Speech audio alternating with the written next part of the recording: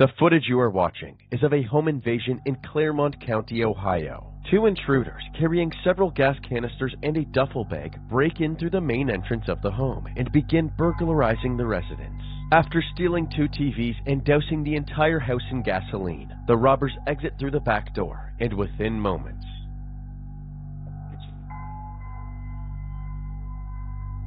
the explosion could be heard from over a mile away. 911 calls poured in, and by the time the fire department had put out the fire, the house and everything in it had been completely destroyed. Thankfully, there were no casualties. After checking the security cameras, it was clear to the investigators that this was a case of arson, and possibly an attempted murder. The house that was set on fire actually belonged to 43-year-old Paul Hicks, the prime suspect in one of Ohio's most notorious murder cases.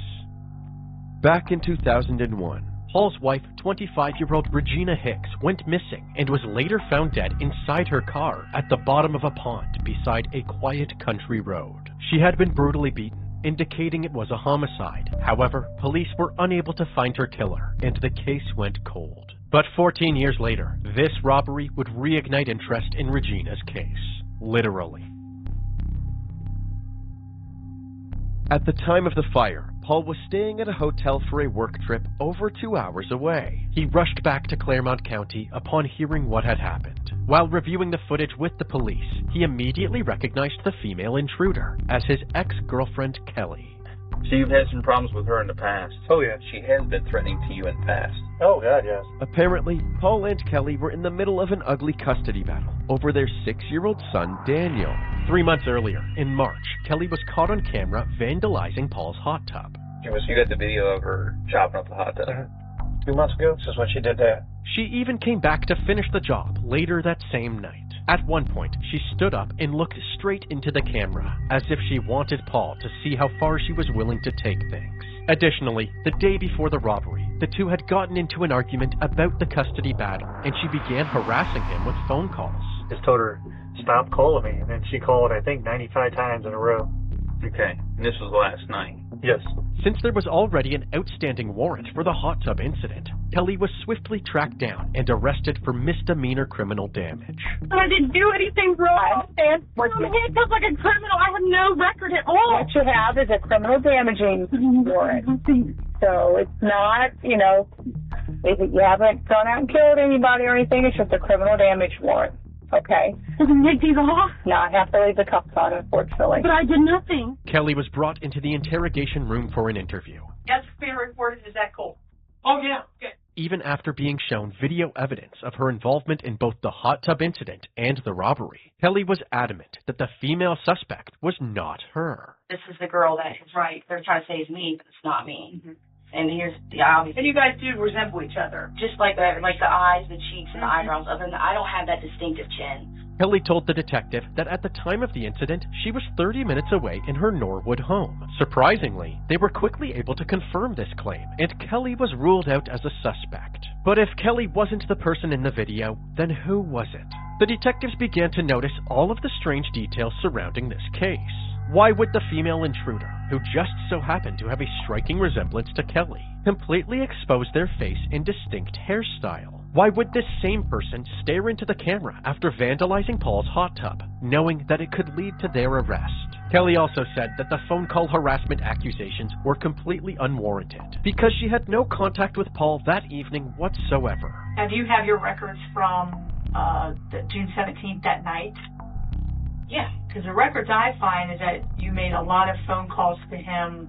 You guys have been texting back and forth on the 17th, so this was the night before the fire. Here's a little text message conversation. Okay. I know he's talking about, hey, he's going to go for full custody and all that stuff. And then after that, between about 8 o'clock and 10 o'clock that night, there's numerous phone calls from your phone to his phone. Oh, no, that's what I was just showing you right here. Okay. I never called him at all. After the last time that I spoke with him, it was at 6:25. Okay. And after that, his number's nowhere. I never called him at all. So there was no phone calls? None. Zero. None. I never called him at all. Somehow, somebody was mimicking Kelly's number and harassing Paul. Upon this realization, Kelly said she knew exactly who was behind this.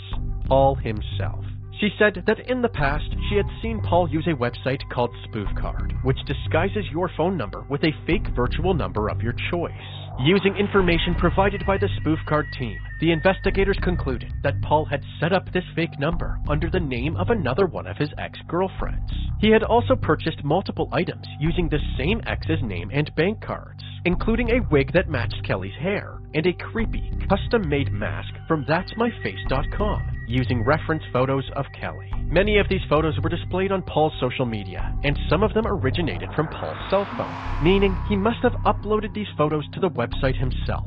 Paul had already been ruled out as one of the intruders, since he was confirmed to be 2 hours away at the time of the robbery. But even though they couldn't identify the intruders, it appeared that Paul was the mastermind behind this elaborate frame job, likely to gain full custody of their son and collect the insurance money from the fire. This failed plan resulted in a 7-year-long civil suit with Allstate Insurance, who refused to pay out his home insurance policy. Eventually, he was faced with 6 criminal charges as well. The plan was to frame his ex-girlfriend and get custody of their child and collect insurance money. But investigators in Claremont County say they did not buy the elaborate scheme and took the case to a grand jury.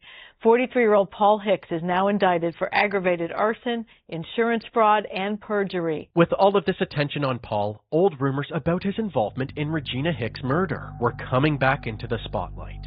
So, investigators took another look at the evidence collected back in 2001. Your call has been forwarded to an automatic voice message system. Regina Hicks? Is not available.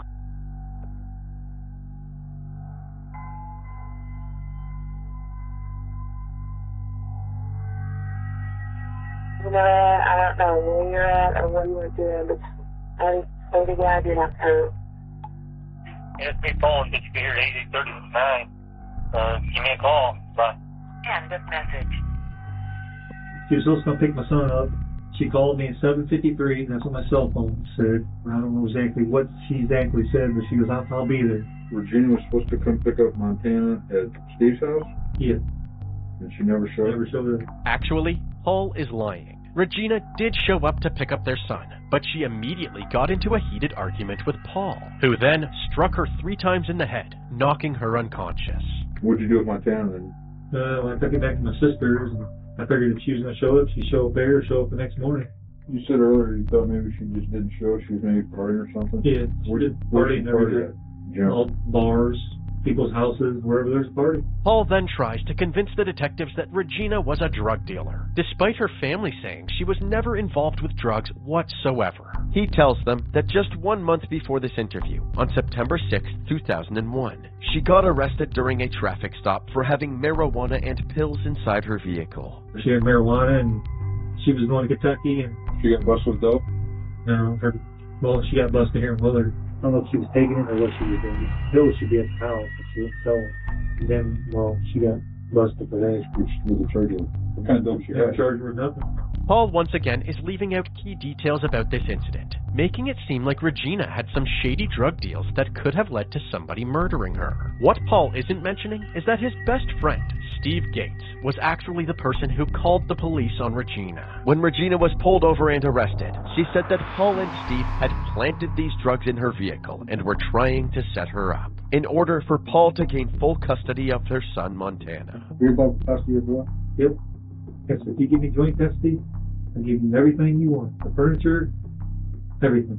And she said, okay, I'll do that. She decided to change her mind. She's not going to give me joint custody. Somebody told her she's not going to get child support if I get joint custody. It's been a pretty nasty affair, huh? Yep. She's got a diminished twist to her, the issue this way, that she don't want to see me here. Some important context is that according to Regina's family and friends, Paul was a controlling and abusive husband, and Regina had been considering leaving him for a while. 6 months before her death, their house was destroyed in, you guessed it, a house fire, and she and Paul split the insurance money. Suddenly, Regina had money in the bank and decided it was a good time to break free from her abusive marriage, so she filed for a divorce. Paul did not want to pay child support, so he made it clear that he wanted full custody. However, in less than 2 months, Paul had blown through most of the insurance money, lost his job, and was soon due to start paying child support. Despite this clear motive to want Regina out of the picture, Paul insisted that he didn't try to set her up back in September, and more importantly, he vehemently denied killing her. The detectives interviewing Paul asked him to do a polygraph test. Paul agreed. However, when he came in the next day to do the test, they ran into a problem. First of all, it's very willing to take the evidence. You know, when you from the sure, absolutely.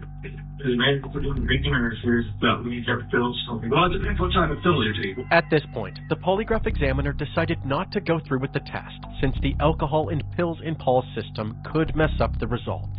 However, the examiner went forward with the pre-test interview anyway. During the interview, he made up a fake scientific test called the ozone atomic test. Basically, the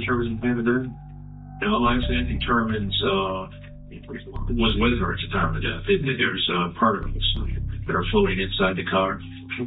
He was trying to make Paul think that the crime lab had overwhelming evidence against him, which would hopefully elicit a confession. However, the examiner was only able to get basic information out of Paul before the interview was concluded, and Paul was free to go. Following this interview, the detectives struggled to find any new evidence or leads, and the investigation eventually fizzled out. We just want justice. Lucella Holbrook's dining room table speaks volumes about what she's been doing in the year since her daughter Regina Hicks' murder. Clippings, posters, and handbills, all designed to keep the case in the public eye. Somewhere somebody knows something. It's just a matter, is the people afraid to speak up? But no one has spoken up. Just how did Regina end up beaten in the head inside of her car in this pond where she died of drowning? Worst of all, she left a 5-year-old son, Montana. Tell me about your mom. She bought me toys a lot. You miss her, huh? I know Paul didn't do this. I raised Paul. I know what kind of child Paul is. So I know Paul didn't do this. 18 years later, in January of 2019, Paul was facing 6 criminal charges related to the 2015 house fire. 2 counts of aggravated arson, 3 counts of perjury, and 1 count of insurance fraud. He was offered a plea deal which eliminated 5 of the charges and reduced the remaining insurance fraud charge to a misdemeanor. He accepted the deal in 2022 and received 3 years of probation. As for his civil suit against Allstate Insurance, he ultimately lost that case and was forced to pay $400,000. Regina's family, who still believed Paul was responsible for Regina's death, saw these punishments as a slap on the wrist and urged authorities to reopen Regina's case. For years, her mom, Lucella Holbrook, spent thousands on billboards, rewards, newspaper ads to keep people talking about the case and conducting her own interviews on her daughter's death. My mom ended up getting cancer and passing away. For over 2 decades, the family has lived with one question: who killed Regina? That was until Ashley Ford, who hosts her own true crime podcast, began looking into Regina's case. I wanted to see if we could get some attention to a cold case that definitely deserves justice. As she dove into the evidence, she quickly realized that there was one person that could hold the answers the family was looking for: Paul's friend, Steve Gates. As we mentioned earlier, Steve had called 911 to report Regina for the illegal possession of drugs in her vehicle. Also, Regina was on her way to Steve's house right before she disappeared. It seemed possible that after their ploy to get Regina arrested for possession didn't work, Paul and Steve decided to take things to the next level and get rid of her themselves. Ashley and the family raised enough awareness about the case that it was reopened by the Huron County authorities. An interview was set up with Steve, and the first thing he said to the investigators was that he was ready to tell them everything, as long as he had immunity. The prosecutors agreed, and Steve began telling them what happened on the night of October 18th, 2001. Steve said that Regina pulled into his driveway. She was there to pick up Montana, her and Paul's 4-year-old son. Paul walked up to her car, and the couple got into an intense argument. Steve didn't want to get involved, so he went to his garage, turned on the radio, and tinkered around for a bit. When he came back outside, Regina's car was now parked near the road, and Paul was standing at her passenger side door. He went over and noticed that Regina was unresponsive. He asked Paul what was wrong with her, and Paul said that she was dead. At this point in the interview, Steve broke down in tears, but he eventually composed himself and finished his story. Steve told Paul to call 911, but Paul refused. They argued for a bit before Paul said to Steve that he was now an accomplice and he had to help get rid of the body. Paul got into Regina's car and started driving toward a pond several miles away. Steve followed behind in Paul's truck with their son Montana in the back seat. They eventually made it to the pond, and Paul drove straight in, Regina still in the passenger seat. Paul then escaped the vehicle out of the window and hopped into the car with Steve. During their drive home, Paul called Regina's cell phone to make it seem like she had never showed up.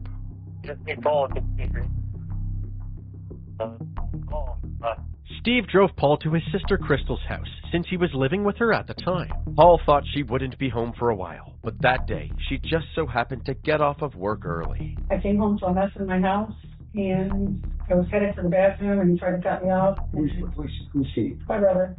He said it's a mess, I would be mad. And when I proceeded to go to the bathroom anyhow, his muddy clothes were floating in the bathtub. He had been trying to clean them. Steve was sitting on the couch, and like I said, I think I surprised them both because I got off earlier than normal. He had scratches on his neck or part of his face, somewhere in this area. He said a tree had fallen on him, scratched him. Steve said that in the years following this incident, Paul threatened him and his family, telling him to keep his mouth shut. Following his interview, Steve and the investigators drove to his property, where he gave them a more thorough walkthrough of what happened that night. And then I come around the corner. They were like standing maybe here somewhere. I just remember this little swale. They were in this little, and they were like yelling at each other. And you were over there. So when you came out of the garage, where were they at? Down there, down by the fence, or behind the dump trailer. I just remember being like amped up and just not thinking clear at that point because I'm like, right, you know, you're involved and everything else, you know, and just. How long do you think you were standing by the car with Hicks? Minutes. And then you get in his car and follow. With Steve's cooperation on their side, the prosecutors finally felt confident enough in their case to arrest Paul. They followed his movements for a while before pulling him over on a country road. All right, we're lighting them up. All right, here we are.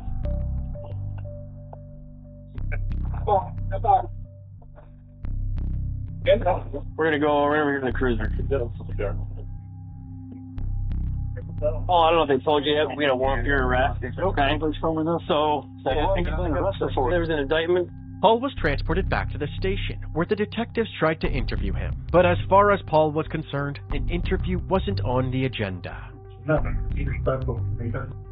Yeah, do what you need to do and show me the charges so I can make my call. Do you want to know what the indictment is? No, I want to make my phone call. Okay. Yes. So we would like to talk to you about what that. And I remain silent. I don't want to talk about nothing. So you don't have anything to say? I have nothing to say to you. Okay. I want my phone call. They were supposed to bring my phone, which I know is a lie, but not going to. Well, you'll get your phone call when you get into the jail. Oh, I'm not in the jail. No, this is an interview room. Oh, take me to jail. So yeah, you're going to. Let's go. So yeah, you're not running the show here. Well, I'll remain silent. Well, then that's fine. That's fine. You don't get to you when they get time to do things. Oh, I know. I said in cars. Well, I don't get it. I know you don't. You know. Well, it's all about you, Paul. Yeah. Since Paul was being stubborn, the interview was concluded and Paul was taken to the county jail. He was charged with murder and kidnapping. Paul pled not guilty and was denied bond. We continue to follow huge developments in a 24-year-old cold case. A mother found dead in her car. Now, her estranged husband has been indicted for murder. The recent developments have opened a door and led to, at long last, an indictment. Now it's up to us to prove the case beyond a reasonable doubt in a court of law. Paul's trial began on December 10th, 2025. The state had no physical evidence to directly link Paul to the murder, so they mainly had to rely on witness testimony in order to convince the jury of Paul's guilt. More specifically, they had to make sure that the jury believed Steve Gates' story, the same Steve Gates that helped dispose of the victim's body, lied to the authorities, and kept Paul's horrific secret for 24 years. Steve Gates discussed what happened on October 18th, but he lied. And he's going to get up on the witness stand, and he's going to admit to you he lied. He lied to the sheriff's department. He lied for 24 years. He could have continued lying. Nothing would have happened to him. He had nothing to gain by coming clean. Steve Gates will tell you that. To everybody's surprise, the defense decided not to give an opening statement, so the state started calling their witnesses. They called several members of Regina's family to tell the court what they knew about her relationship with Paul. Was he controlling as far as their relationship went? yes, like, she would only talk to her mom when he wasn't home. Towards the end, she was kind of on end things, but she knew he was JSN. He pretty much told her that nobody'd want her. If he couldn't have her, nobody could. Please read what you heard the defendant say. I hate you, die. You're a ball and chain, old lady, dumb. You're worth more to me dead than you are alive. Steve Gates requested that his identity be kept hidden during the trial, so no cameras or audio recording devices were allowed during his testimony. The state's next few witnesses corroborated Steve's story, like Jimmy Patrick, Regina's uncle, who had apparently seen her car at Steve's house on the night of the murder. I was driving by Gates' house. I just glanced over, looked, and I said, that looks like her car. When you'd seen that car, you said it was getting dark? Yeah, dusty dark. Paul's sister Crystal also corroborated Steve's testimony with her story about coming home to a muddy bathroom and Paul's scratched up face. Jansen Phipps, Paul's ex-girlfriend at the time of Regina's death, told the jury about the days following her disappearance. She said that after Paul left his sister's house, he came over to stay the night, but he snuck out while she was sleeping. What happened after you went to sleep? I went to sleep, I woke up, and Paul was gone, but I didn't think anything of it, and I went back to sleep. When he got back, he told Jansen that he had accidentally left a pair of boots at his sister's house, so he went there to grab them. What did he tell you about muddy boots? That he had a pair of muddy boots from the day that Regina went missing, because they were digging the pond, and he put them on his sister's back porch, and somebody stole them. She soon learned of Regina's death, and she noticed that Paul had a sudden interest in true crime and polygraph tests. Did you also watch crime shows? We watched a lot of, like, forensic files and just shows about how people would get rid of evidence and things like that. He told me that there were ways to beat a lie detector test. Did he talk to you about things like breathing techniques, things like that? Yeah, he had a book. I feel in my memory like it had a yellow covering. It was a softback, it wasn't a hardback book. But yeah, it was how to beat a lie detector. Told me he was just trying to protect himself. She also testified that Paul had admitted to planting drugs in Regina's car as an attempt to get her arrested. He told me that he and Steve worked together to plant drugs in Regina's car to keep her from getting custody of Montana. Throughout this trial, the defense leaned into the lack of physical evidence to plant reasonable doubt into the jury's minds. There's nothing that you found when you reviewed the DNA to implicate Paul Hicks. Isn't that true? There's nothing at all that I can compare to anybody. It's just simply not sufficient for comparison purposes. They also questioned Steve Gates' credibility. They suggested that he was using Paul as a scapegoat by lying about his involvement in order to gain immunity. The state conceded that Steve Gates has lied for 24 years. Is that your position? That's what I've been told, sir. And you can't rule out, as you sit there, that he is going to lie tomorrow. I can't. No, sir, I can't. They then called out the former sheriff for having tunnel vision on Paul from the very beginning. You testified you're trying to rule people out. You got her best friend telling you she's having relations with 4 guys and you don't send anything to BCI in regards to those 4 men. We did not send anything in regards to those 4 men, that's right. So then, as you sit here today, you didn't rule out those 4 potential men as suspects in this case. Nothing led us to believe those 4 people were suspects. After a 2-week trial, it was time for the closing arguments.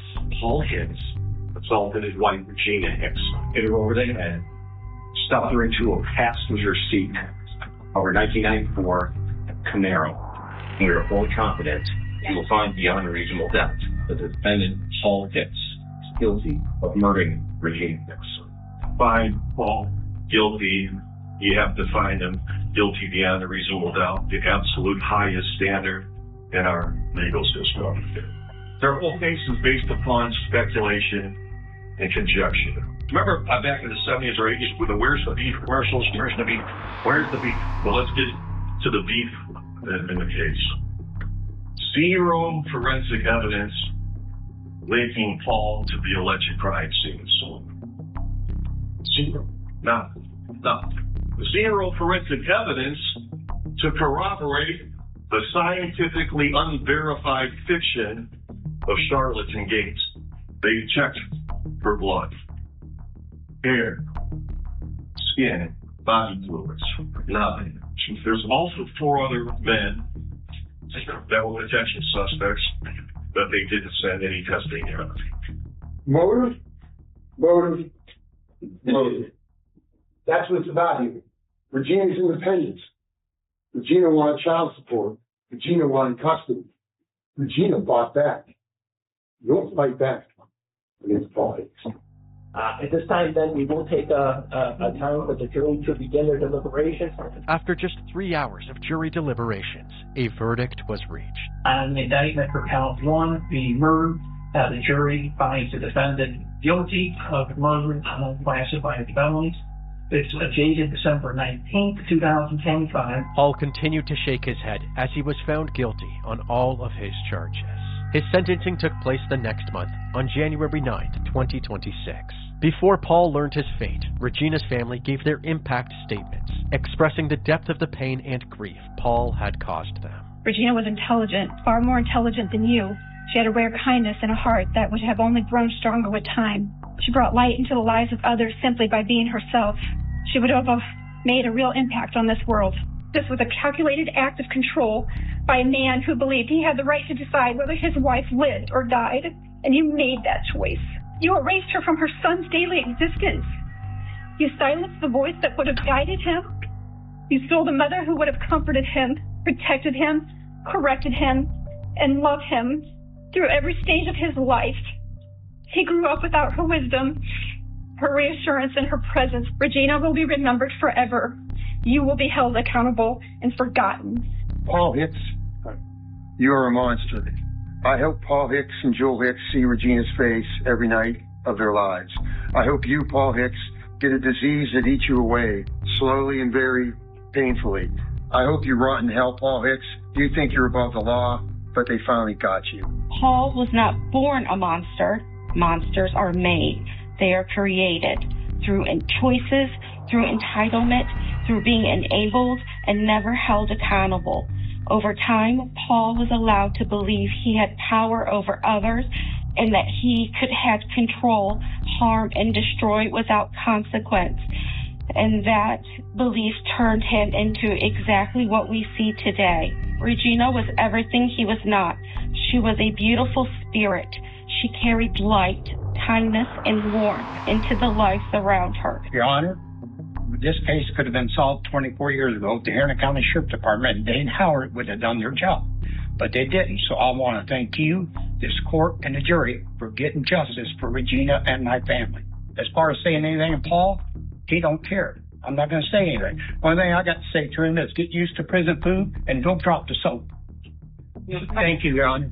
Montana. Paul and Regina's now 28-year-old son gave a written impact statement which was read to the court by a victim's advocate. I stand before you as the biggest victim of this tragedy. I grew up without a mother and was shunned by my mother's family and treated like an outsider. My whole life has been affected by this and is still being affected today. I can't escape this.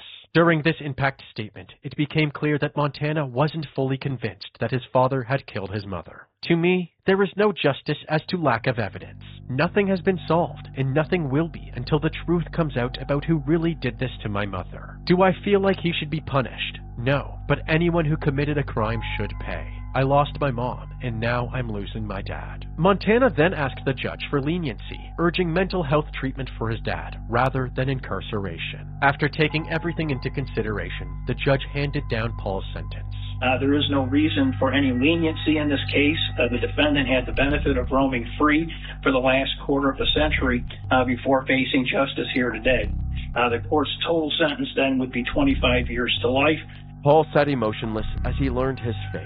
He was taken to the Lake Erie Correctional Institution in Conneaut, Ohio, where he will spend the rest of his life behind bars.